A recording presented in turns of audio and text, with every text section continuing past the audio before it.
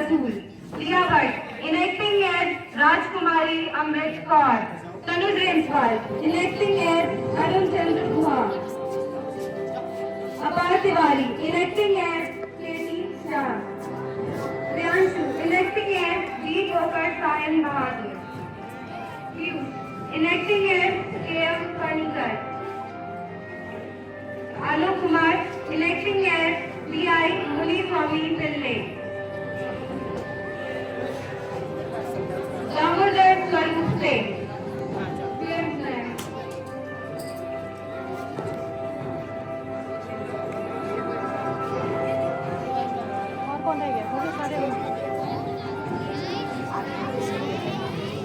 सिन्हा को कार्यकालिक अध्यक्ष चुना और उनकी निगरानी में सभी सदस्यों ने शपथ ली। फिर कार्यकारिणी सभा के परमानेंट सदस्य के रूप में चुना गया डॉक्टर राजेंद्र प्रसाद को।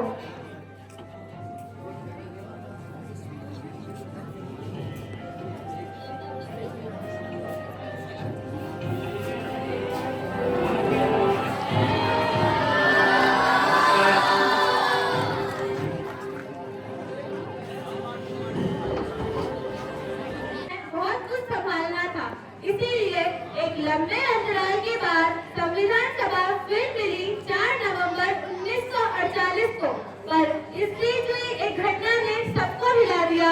राष्ट्रपिता महात्मा गांधी की हत्या। उनके सम्मान में उन्हें श्रद्धांजलि दी गई और फिर मौन रखा गया।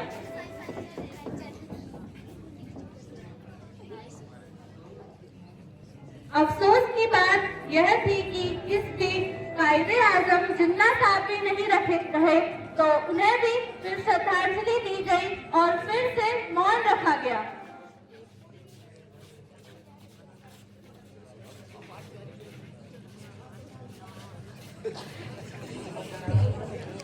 Can you keep quiet? और फिर शुरू हुआ मौलिक अधिकारों पर बात बहस का सिलसिला। भाई और बहनों, अगर आप चाहे मुझे माफ करते हैं तो मैं यही कहूंगा कि इस देश में जहाँ भी जात पात को लेके इतने झगड़े फैले रहते हैं और आज सभी ने मुझे चुनकर अपनी जात से बाहर दूसरी किस्म की कुर्सी पर बैठने को मजबूर कर दिया है। इतना ही नहीं बल्कि शायद आप में से हर एक व्यक्ति यह उम्मीद करता हो कि मैं सभा में कोई ऐसा कार्य ना कर बैठूं जिससे यह जाहिर हो कि मैं किसी खास दल का आदमी हूं। हम आशा करते हैं कि हम संविधान सभा के प्रयासों से हम आजादी को वास्तविक रूप से प्राप्त कर सके और हम इस पर गर्व कर सके। धन्यवाद।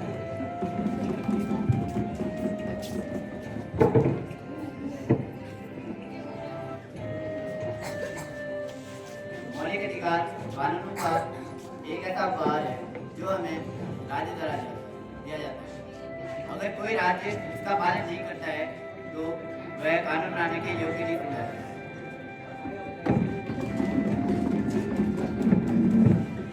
जनाब सदर साहब, इदारे कायनात की आज़ादी का वादा किया गया है।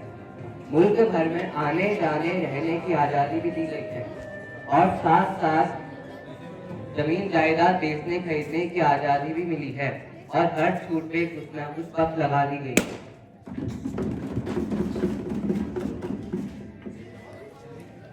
जनाब सदर साहब, ये निहायत जरूरी है कि कम से कम कुछ सिविल आज़ादियाँ हर शहरी को ऐसी मिले जिन्हें छीनना किसी लेजिस्लेचर के लिए भी नामुमकिन हो। इसीलिए हमारे आइन को चाहिए कि वो इन आज़ादियों को हर सूरत महफूज रखे। बहुतों ने मूल अधिकारों की तारीफ की है तो बहुतों ने उन पर सवाल भी उठाए हैं। Sir, there are two things they are not in any of the constitution of the world. First of all, the eradication of unnecessity. As a member of so-called Haryat community, I welcome it.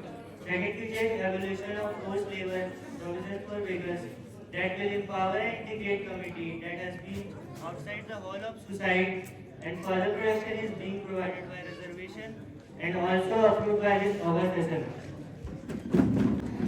ज्यादातर लोग इजहार ख्याल के सिलसिले राजनीतिक विचारों को सामने रखने में ध्यान दे रहे थे, एक्सप्रेशन या अभिव्यक्ति के दूसरे आयामों पर नहीं। इस सभा में उपस्थित सभी सदस्य जानते ही होंगे कि सन 1941 में हमने महात्मा गांधी जी के नेतृत्व में व्यक्तिगत सत्याग्रह किया था और इस देश के हजारों नहीं लाखों लोगों को जेल के अंदर सड़ना पड़ा था। उस समय हम यह सोच रहे थे कि जब हमारा राज आएगा तो हम हर नागरिक को फ्रीडम ऑफ स्पीच और एक्सप्रेशन देंगे। मैं आपको बताना चाहता हूँ कि प्रांतीय सरकार ने बहुत से कानून बनाए हैं, जैसे 5-7 लोग बातचीत नहीं कर सकते, लोग साथ में इकट्ठा नहीं हो सकते, और जैसा ये लॉ इस समय है, अगर ऐसे ही पास हो गया तो सब समाप्त हो जाएगा। सर, मुझे नहीं पता कि बोलने की स्वतंत्रता को अभिव्यक्ति की स्वतंत्रता से अलग क्यों रखना है। मेरे विचार से तो बोलने और अभिव्यक्ति की स्वतंत्रता एक दूसरे के बराबर की चीज है, पर हाँ, ऐसा शायद इसलिए भी किया गया हो सकता है क्योंकि अभिव्यक्ति के दायरे में तस्वीर और अन्य कला माध्यमों जैसी चीजें भी आ जाती हैं, जो कि शब्दों से अलग और बढ़कर है। महोदय, मेरा कहना यह है कि आज का युग अखबार का युग है। ये प्रतिदिन शक्तिशाली होता जा रहा है, इसीलिए यह आवश्यक है कि हम अपनी प्रेस की आजादी की बात अपने संविधान में साफ साफ और अलग से लिखें। पूरी बहस के सवाल का जवाब देने खड़े हुए डॉक्टर भीमराव अंबेडकर।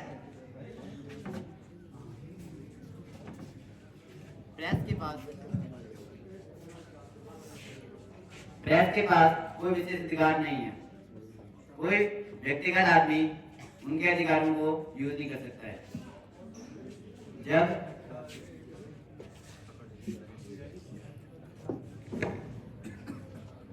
प्रेस के संपादक और प्रबंधक भी नागरिक होते हैं और वे जब अखबार को छाप रहे होते हैं तो अपने अधिकारों का प्रयोग कर रहे होते हैं। मेरे विचार में प्रेस के पास कोई अन्य अधिकार नहीं होना चाहिए।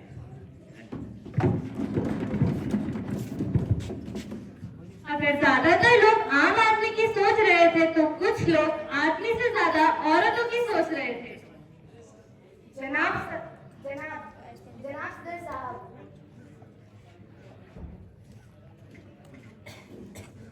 जनाब, एक औरत होने के नाते मुझे सबसे बड़ी मुशर्रत ये है कि हमारे आईन में जेंडर की बुनियाद पर मर्द और औरत के बीच कोई भेद नहीं किया गया है, और मुझे यकीन है कि आने वाले वक्त में हमारे देश की औरतें नए संविधान से बराबरी की प्रथाओं का पूरा भरोसा रख सकती हैं।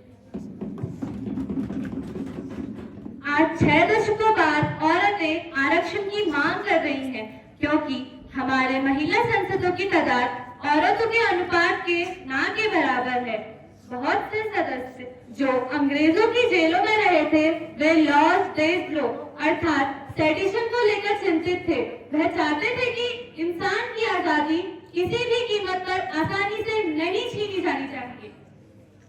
ब्रिटिश शासन करते थे तब वो लोगों को मुकदमे में बुलाए बिनाई हिरासत में रखते थे और उनको उनके मौलिक अधिकारों के खिलाफ आवाज नहीं उठाने देते थे। भले ही कोई आपात स्थिति उत्पन्न ना हो, उच्च न्यायालय के पास यह शक्ति होनी चाहिए कि लोगों को उचित मुकदमे के बाद ही हिरासत में रखा जाए।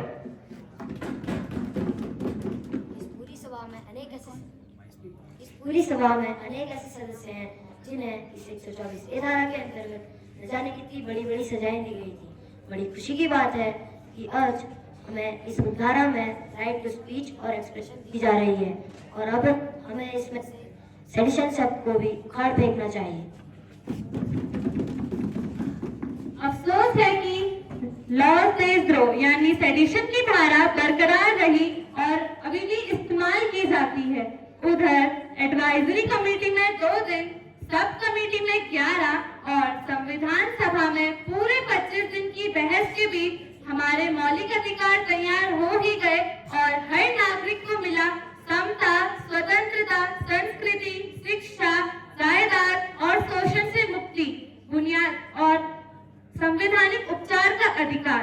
बुनियादी हकों के अलावा एक अनोखी चीज हमारे संविधान में शामिल हुई, राजनीति समिति के निदेशक तत्व यानी वह अधिकार जो न्यायालय द्वारा लागू नहीं किए जा सकते लेकिन हमारे देश के लिए मूलभूत है और जिनको लागू करना हमारे देश का कर्तव्य होना चाहिए।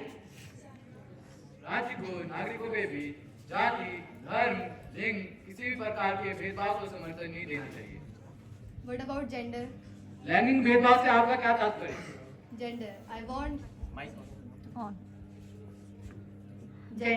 want the word also to be included. असमानता हटाने की बात करते वक्त आप लोग औरत और मर्द के बीच की असमानता हटाने की बात करना क्यों भूल जाते हैं? इस प्रकार तो हम कह सकते हैं किसी भी प्रकार का कोई भी भेदभाव नहीं होना चाहिए।